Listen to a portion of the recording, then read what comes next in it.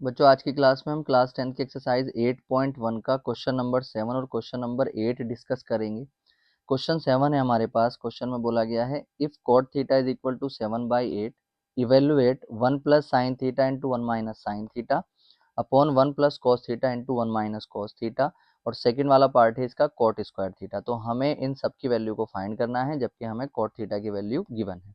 देखिए, अगर कभी भी किसी एक ट्रिग्नोमेट्रिक रेशियो की वैल्यू गिवन हो और हमें कुछ की वैल्यू फाइंड करनी हो, तो आप पहले यहाँ पर देख लिया करें जो वैल्यू हमें जिसकी फाइंड करनी है उसमें जो जो ट्रिग्नोमेट्रिक रेशियो आ रहा है वो हमारे पास है या नहीं।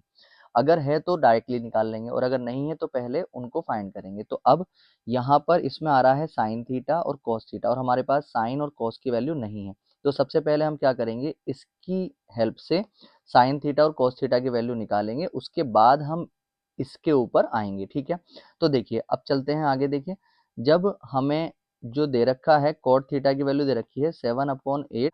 देखिए, सबसे पहली चीज हम क्या करते हैं, जो ट्रिग्नोमेट्रिक रेशियो हमें गिवन है उसको लिख लेते हैं। उसके बाद एक राइट एंगल ट्राइंगल हम बना लेते हैं। राइट एंगल ट्राइंगल बनाने के बाद इसको नाम दे देंगे ए बी और सी। अब जो इसके साथ जो एंगल लगा हुआ है वो थीटा है, तो उस थीटा को या तो आप यहाँ पर बना लें या आप यहाँ पर बना सकते थे। ठीक है, तो हमने यहीं पे बना लिया है। अब देखिए, अगर थीटा जो है इस एंगल के ऊपर बना है तो अब बेस ये हो जाएगा और परपेंडिकुलर ये रहेगा, और हाइपोटेनस तो 90 डिग्री के सामने वाली साइड होती ही है। ठीक है, तो अब क्या करना है, अब जो कोट का फॉर्मूला होता है, कोट का फॉर्मूला होता है base upon perpendicular, base upon perpendicular. तो हमने उसको लिख लिया है। अब आप यहाँ पर क्या करेंगे, अब आपको इस राइट एंगल ट्राइंगल में बेस हाइपोटेनस परपेंडिकुलर मालूम है, तो अब बेस देखें यहाँ पे कितना है 7। तो बेस कौन सा है, ये वाला है, तो यहाँ पर आ जाएगा 7। उसके बाद जो परपेंडिकुलर है वो कितना है 8, तो यहाँ पर परपेंडिकुलर कितना है BC, तो यहाँ पर आ जाएगा 8।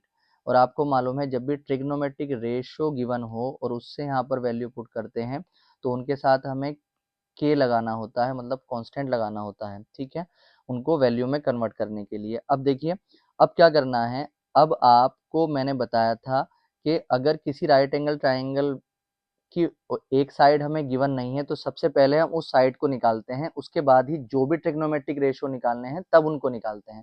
तो इसकी एक साइड गायब है तो सबसे पहले उसको निकाल लेंगे, तो हम यहाँ पे लिखेंगे in triangle A B C. A B C में जब हम काम करेंगे तो 90 डिग्री के सामने वाली जो साइड होती है ए सी, उसका स्क्वायर मतलब ए सी स्क्वायर इज इक्वल टू जो बेस है ए बी, उसका स्क्वायर ए बी स्क्वायर, और प्लस में जो परपेंडिकुलर है यानी कि बी सी, उसका स्क्वायर कर देंगे। ठीक है, अब तो ए सी स्क्वायर की वैल्यू को हमें निकालना है। ए बी हमारे पास कितना है 7K, तो यहाँ पर आ जाएगा 7K का स्क्वायर, और प्लस में जो बी सी है, बी सी कितनी है हमारे पास 8K, तो यहाँ पर आ जाएगा 8K का स्क्वायर। ठीक है, तो ए सी स्क्वायर को आपने ऐसे ही रख लिया। 7 का स्क्वायर करेंगे तो कितना आ जाता है बच्चों, 7 × 7 मतलब 49K स्क्वायर, प्लस 8 का स्क्वायर करेंगे तो 8 × 8 मतलब 64K स्क्वायर। बोलो, तो अब यहाँ पर ए सी स्क्वायर को तो बच्चों आपने ऐसे ही रखा। 49 और 64 को जब हम ऐड करेंगे तो हमें मिल जाएगा 113K स्क्वायर। अब आपको ये बात मालूम है, जिसकी वैल्यू हमें निकालनी होती है उसके ऊपर अगर स्क्वायर है तो उसके ऊपर से स्क्वायर हटाकर सामने वाले के ऊपर रूट लगा देते हैं। और आपको ये भी मालूम है कि इस रूट में से वो चीज़ बाहर निकलती है या तो जिसका स्क्वायर हो या कोई चीज़ दो बार मल्टीप्लाई में हो। तो यहाँ पर 113 तो दो बार मल्टीप्लाई में नहीं है, तो ये तो रूट के अंदर ही रहेगा। मगर जो के स्क्वायर है वो बाहर निकल जाएगा के बन के, क्योंकि इसके ऊपर स्क्वायर था। तो यहाँ पर ए सी जो आ चुका है √113K आ चुका है, तो यहाँ पर हम इसको लिख देंगे √113 और के। ठीक है, अब हमारे पास तीनों की तीनों साइड्स आ चुकी हैं। तो जब तीनों साइड्स आ चुकी हैं तो उसके बेस पे अब हम क्या करेंगे, पहले साइन की वैल्यू को निकालेंगे, फिर कॉस की वैल्यू को निकालेंगे, फिर हम इसको सॉल्व करेंगे। ठीक है, तो साइन थीटा की वैल्यू जब हम निकालेंगे तो साइन का फॉर्मूला जो है वो क्या होता है, परपेंडिकुलर अपॉन में हाइपोटेनियस। अब थीटा के लिए जो परपेंडिकुलर है बेस तो ये रहा, तो हाइपोटेनियस क्या हो जाएगा BC, तो यहाँ पर आ जाएगा ये BC, और अपॉन में हाइपोटेनियस। हाइपोटेनियस कितना है हमारे पास AC, AC कितना है, सॉरी AC लिख देंगे यहाँ पर पहले। तो BC कितना था, BC था 8K, और ये कितना था अंडर रूट के अंदर 113 और के से के खत्म हुआ। साइन थीटा की वैल्यू हमें मिल जाएगी 8 अपॉन अंडर रूट के अंदर 113। ठीक है, तो साइन थीटा की वैल्यू ये आ चुकी है। अब इसी तरीके से हम कॉस भी निकालना था, तो कॉस थीटा की वैल्यू जो हम निकालेंगे, कॉस का फॉर्मूला होता है base upon hypotenuse, base upon hypotenuse. तो अब आप थीटा के लिए बेस देखेंगे तो कितना आ जाएगा, बीसी, बीसी कितना है 8 के, और हाइपोटेनियस कितना है हमारे पास, हाइपोटेनियस है एसी।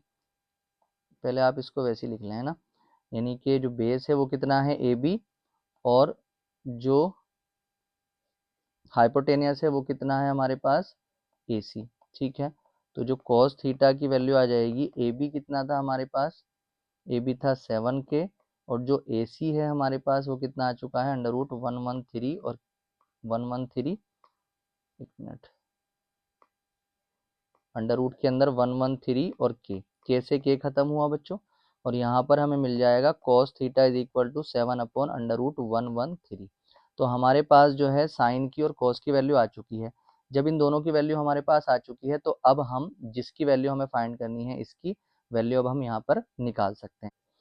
अब देखिए हमारे पास साइन की और कॉस की वैल्यू हमारे पास है, तो अब जो वैल्यू हमें निकालनी है वो निकालनी है 1 प्लस साइन थीटा 1 माइनस, तो इसको लिख लेंगे हम पहले 1 plus sine theta into 1 minus sine theta, और अपॉन में 1 प्लस कॉस थीटा और 1 माइनस कॉस थीटा। ठीक है, अब देखिए आपको मालूम है अगर कोई दो ब्रैकेट्स की मल्टीप्लाई होती है और दोनों ब्रैकेट बिल्कुल एक जैसे हों, बस प्लस और माइनस का फर्क हो, दोनों ब्रैकेट बिल्कुल एक जैसे हैं और इनकी मल्टीप्लाई हो रही है, बस यहाँ पर प्लस है और यहाँ पर माइनस है, बाकी बिल्कुल सेम है, तो हमें पता है एक आइडेंटिटी लग जाती है, जो पहली वाली टर्म होती है उसका स्क्वायर और माइनस जो दूसरी वाली टर्म होती है उसका स्क्वायर लगा देते हैं, मतलब ए स्क्वायर माइनस बी स्क्वायर वाली आइडेंटिटी जो है यहाँ पर यूज़ हो जाएगी। इसी तरीके से दोनों ब्रैकेट बिल्कुल एक जैसे हैं, बस प्लस और माइनस का फ़र्क है, तो जो पहली वाली टर्म है यानी कि 1 उसका स्क्वायर, और माइनस जो दूसरी वाली टर्म है साइन उसका स्क्वायर। ठीक है, और अपॉन में भी सेम कंडीशन है, दोनों ब्रैकेट बिल्कुल एक जैसे हैं, प्लस और माइनस का फर्क है, तो जो पहले वाला है उसका स्क्वायर माइनस जो दूसरा वाला है बच्चों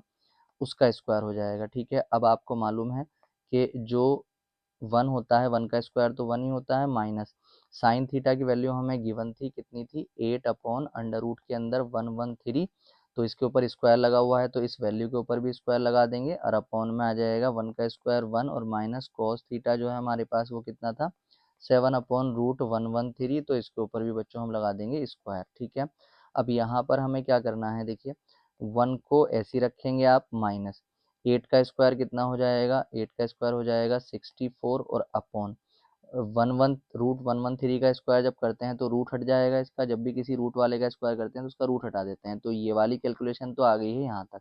ठीक है, अब ये फ्रैक्शन का जो साइन है इसको लगा दिया हमने, अब नीचे वाली कैलकुलेशन हम करते हैं, तो 1 ऐसे का ऐसे ही आ जाएगा, और माइनस 7 का स्क्वायर जब करेंगे तो 49 आ जाएगा, और रूट 113 का स्क्वायर करेंगे तो बच्चों आ जाएगा 113। ठीक है, अब आप यहाँ पर देखें ये वाला एक फ्रैक्शन बन चुका है ऊपर और एक नीचे बन चुका है, तो यहाँ पर पहले ऊपर वाले में एलसीएम लेंगे, जब भी फ्रैक्शन के बीच में प्लस माइनस होता है तो हम एलसीएम लेते हैं, तो यहाँ पर जब हम एलसीएम लेंगे तो कितना आ जाएगा 113, तो यहाँ पर हमने ऊपर एलसीएम लिया 113 आया। ठीक है, अब जिस इसमें कैलकुलेशन अब हम कर रहे हैं, तो जिसके अपॉन में कुछ नहीं होता उसकी जो एलसीएम होता है उससे डायरेक्टली मल्टीप्लाई हो जाएगी, तो 1 के अपॉन में कुछ नहीं था तो 1 की 113 से मल्टीप्लाई हो जाएगी, तो यहाँ आ जाएगा 113 माइनस जिसके अपॉन में वही होता है जो एलसीएम होता है, तो ऊपर वाले को ऐसे ही लिख देते हैं, तो 64 को हमने यहाँ पर ऐसे ही लिख दिया है।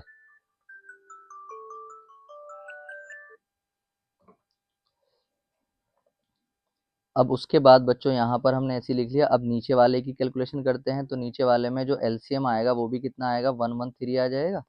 अब इसके अपॉन में कुछ नहीं था तो इसकी एलसीएम से मल्टीप्लाई कर देंगे, तो यहाँ पर 113 आ जाएगा, माइनस जिसके अपॉन में वही होता है जो एलसीएम होता है, तो ऊपर वाले को ऐसे लिख देते हैं, तो 64 यहाँ पर आ गया। ठीक है, अब देखिए जब जो दूसरे नंबर पर और चौथे नंबर पर अगर सेम सेम हो नंबर तो कट जाता है, तो इससे कट जाएगा, हमारे पास बचेगा 113 माइनस 64, और अपॉन में बचेगा, सॉरी गलती हो गई कुछ, यहाँ पर बच्चों 49 आएगा। ठीक है, यहाँ पर 49 आएगा ये वाला, तो देख लेंगे आप एक बार, ये वाला जो है 49 यहाँ पर आ जाएगा। अब क्या करेंगे, इसको हमने ऐसे लिख लिया, अब 113 माइनस 49 लिख लिया, अब जब आप इसमें से इसको माइनस करेंगे तो आपको मिल जाएगा 49 ऊपर, और नीचे जब इसमें से आप इसको माइनस करेंगे तो आपको मिल जाएगा 64। ठीक है, तो आपने देखा जो इसकी वैल्यू आ चुकी है वो आ चुकी है हमारे पास 49/64। ठीक है, तो एक आंसर तो ये आया। अब जो सेकंड पार्ट था हमारे पास इसका, उसमें हमें निकालना था, सेकंड वाले में निकालना था कोट स्क्वायर थीटा। तो कोट स्क्वायर थीटा हमें निकालना था, और कोट की वैल्यू अगर हम देखें तो हमने यहाँ से निकाल दी थी। जो कोट था हमारे पास, कोट की जो वैल्यू है वो 7/8 है।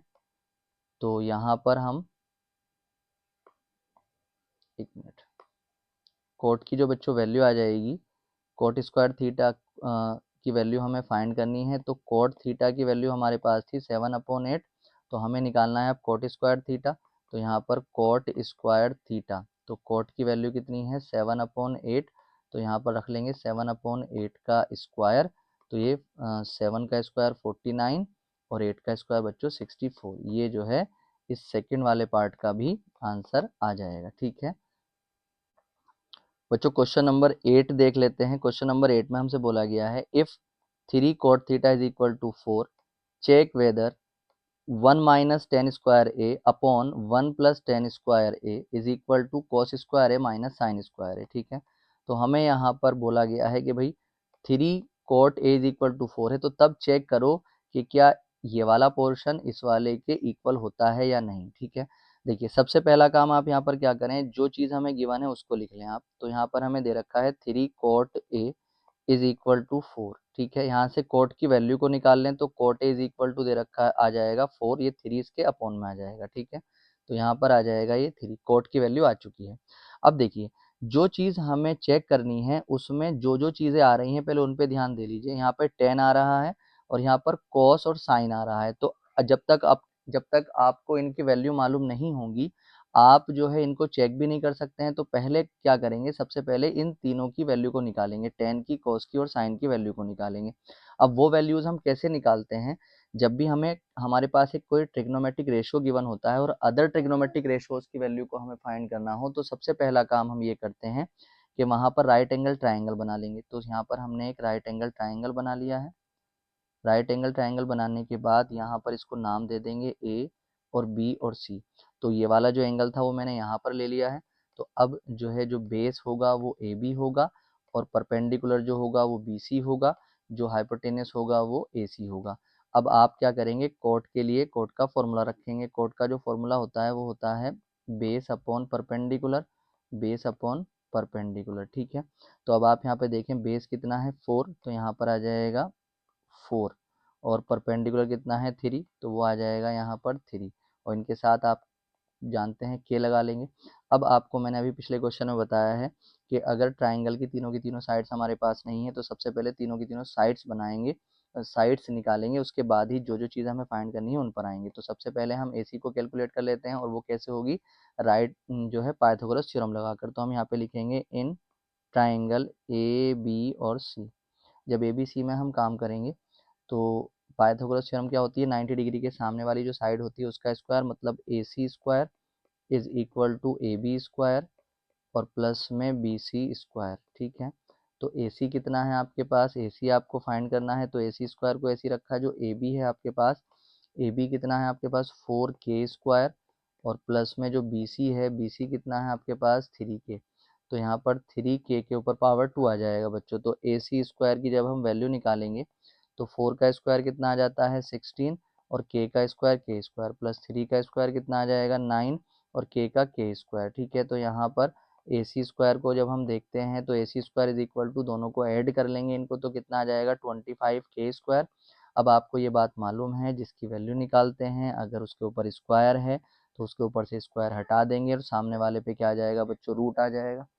तो 25K स्क्वायर आ जाएगा यहाँ पर। तो AC इज इक्वल टू में ये जो 25 है इसके फैक्टर कर लेंगे, जब फैक्टर करेंगे तो यहाँ पर आएगा 5 × 5 और K स्क्वायर। ठीक है, अब आपको मालूम है इसमें से वो चीज़ बाहर आ जाती है जिसका पेयर हो या जो किसी का स्क्वायर हो। तो यहाँ पर ये पेयर है तो ये एक बार बाहर आ जाएगा, स्क्वायर में से K बाहर आ जाएगा, तो हमें AC मिल जाएगा 5K। ठीक है, तो यहाँ पर ये आ चुका है 5K। अब बच्चों हमारे पास ये तीनों की तीनों साइड्स आ चुकी हैं। तो जब तीनों साइड्स आ चुकी हैं तो जो जो की ज़रूरत थी हमें उनको हम निकाल लेंगे। तो सबसे पहले हम 10A निकाल लेते हैं। देखिए 10A तो डायरेक्ट भी निकल जाएगा, जो tan a है उसकी वैल्यू डायरेक्ट निकल जाएगी, क्योंकि cot a की वैल्यू दे रखी है और cot a की उलट वैल्यू जो होती है यानी रेसिप्रोकल वैल्यू जो होती है वही tan की वैल्यू होती है। तो cot a अगर 4/3 है तो tan कितना हो जाएगा बच्चों 3/4। तो इसकी वैल्यू तो हमने डायरेक्ट निकाल ली। अब उसके बाद हमें ज़रूरत पड़ेगी cos a और sin a की, तो cos a की वैल्यू निकालो पहले। तो जब हम यहाँ पर cos a के लिए वैल्यू निकालेंगे तो cos का फॉर्मूला होता है बेस अपॉन हाइपोटेनियस। तो बेस अपॉन हाइपोटेनियस, तो अब a के लिए अगर हम देखते हैं बेस कौन सा होगा ए बी, तो यहाँ पर आ जाएगा ए बी, और हाइपोटेनियस कौन सा होगा ए सी, 90 डिग्री के सामने वाली साइड मतलब के ए सी। तो अगर हम यहाँ पर देखते हैं तो बच्चों ए बी कितना आ गया हमारे पास, ए बी आ गया 4 के, और अपोन में ए सी कितना आ गया बच्चों 5 के। ठीक है, के से के खत्म हो गया, और यहाँ पर हमें मिल गया cos a की जो वैल्यू आ गई है वो आ गई है 4/5। ठीक, cos a की वैल्यू भी हमारे पास आ चुकी है। अब अगर हमें sin a की वैल्यू को फाइंड करना है, sin a की वैल्यू को फाइंड करना है, तो sin का फॉर्मूला होता है परपेंडिकुलर और अपोन में बच्चों हाइपोटेनियस। ठीक है, तो अब आप परपेंडिकुलर देखेंगे तो परपेंडिकुलर बी सी है, तो यहाँ पर आ जाएगा बी सी, और हाइपोटेनियस है ए सी। तो बी सी कितना था 3 के और ए सी कितना था 5 के, के से के खत्म हो जाएगा, हमें मिल जाएगा 3/5। अब हमारे पास तीनों की तीनों चीज़ें मौजूद हैं, यानी ये भी है, ये भी है, ये भी है। तो बस अब हम यहाँ पर इनको चेक कर सकते हैं कि ये इक्वल हैं या नहीं। ठीक है, तो अब जो है हम यहाँ पर लिख लेंगे। अब देखिए हमने तीनों की वैल्यू को यहाँ पर लिख लिया है, और हमें जिसको जो है चेक करना है वो भी हमने यहाँ पर लिख लिया है। सबसे पहले हम यहाँ पर क्या करेंगे, LHS ले लेंगे। जब हम LHS यहाँ पर लेंगे तो जो LHS है वो ये है, तो यहाँ पे लिखेंगे 1 - tan² a और अपॉन में 1 + tan² a। ठीक है, अब यहाँ पर 1 को ऐसे रखेंगे, माइनस tan की जो वैल्यू थी वो कितनी थी हमारे पास 3/4, तो यहाँ पर 3/4 आ जाएगा, इसका स्क्वायर हो जाएगा, और अपॉन 1 ऐसे रखेंगे नीचे, 1 ऐसे आ गया, प्लस में tan a जो था, tan का फॉर्मूला फिर से सॉरी वैल्यू 3/4 थी, उसके ऊपर पावर 2 आ जाएगा। ठीक है, अब यहाँ पर आप 1 को ऐसे ही रख लें, माइनस 3 का स्क्वायर 9, 4 का स्क्वायर 16 अपॉन, यहाँ पर 1 का स्क्वायर 1 ऐसे ही आ जाएगा, प्लस 3 का स्क्वायर कितना आ जाएगा 9 और अपॉन में 16। अब यहाँ पर आप देखेंगे तो ऊपर एलसीएम लेंगे इनमें, तो जब इनमें एलसीएम लेंगे तो एलसीएम आ जाएगा यहाँ पर 16। तो इसके अपॉन में कुछ नहीं है, तो जिसके अपॉन में कुछ नहीं होता उसकी एलसीएम से मल्टीप्लाई हो जाती है, तो 16 की 1 से मल्टीप्लाई होगी तो 16 आ जाएगा, माइनस जिसके अपॉन में वही होता है जो एलसीएम होता है, तो ऊपर वाले को हम ऐसे लिख देते हैं, तो 9 आ जाएगा। नीचे भी सेम एलसीएम लेंगे तो कितना आ जाएगा 16 एलसीएम आ जाएगा, यहाँ पर आ जाएगा 16 और प्लस में 9 आ जाएगा। 16 से 16 कैंसिल हो जाएगा, और हमें यहाँ पर मिलेगा 16 माइनस में 9 और अपॉन में 16 प्लस में 9। तो 16 में से 9 चला गया तो 7 बचेगा, और 16 + 9 कितना हो जाता है 25। तो जब हमने जब इसको कैलकुलेट किया तो हमारा जो आंसर मिला है वो मिला है 7/25। अब हम जो है जो RHS है उसको लेकर के सॉल्व करेंगे, अगर उसका भी आंसर ये आ गया तो ये दोनों इक्वल हो जाएंगे। तो हम अब यहाँ पर ले लेते हैं RHS। तो RHS में है हमारे पास cos² a और माइनस sin² a। ठीक है, तो cos की जो वैल्यू है बच्चों, cos की वैल्यू हमें दे रखी है 4/5 और sin की दे रखी है 3/5। ठीक है, तो यहाँ पर हम cos की वैल्यू को रखेंगे 4/5 इसकी जगह, और पावर 2 लगा देंगे माइनस। ठीक है, तो अब जो है माइनस साइन की वैल्यू जो है वो कितनी थी 3/5, इसके ऊपर भी पावर 2 लगा देंगे क्योंकि इसके ऊपर पावर 2 है। अब 4 का स्क्वायर 16 और 5 का स्क्वायर 25, माइनस 3 का स्क्वायर 9, 5 का स्क्वायर 25। यहाँ पर हम एलसीएम लेंगे, जब सेम सेम नंबर होता है एलसीएम में तो एलसीएम वही आ जाता है, तो जब अपॉन में वही होता है जो एलसीएम होता है तो ऊपर वालों को ऐसे लिख देते हैं, 16 माइनस 9 ऐसे ही आ जाएगा, क्योंकि दोनों के अपॉन में भी वही है जो एलसीएम है, तो इनको ऐसे लिख दिया ऊपर वालों को। 16 में से 9 आएंगे, माइनस तो 7 और अपॉन में 25। ठीक है, तो देखो इसका भी आंसर 7/25 आया था, और इसका भी आंसर 7/25 आया था। तो इसका मतलब जो है ये दोनों के दोनों इक्वल हैं, तो यहाँ पे लिख देंगे हम LHS जो है वो RHS के बच्चों इक्वल है। ठीक है, ये इसका आंसर हो जाएगा।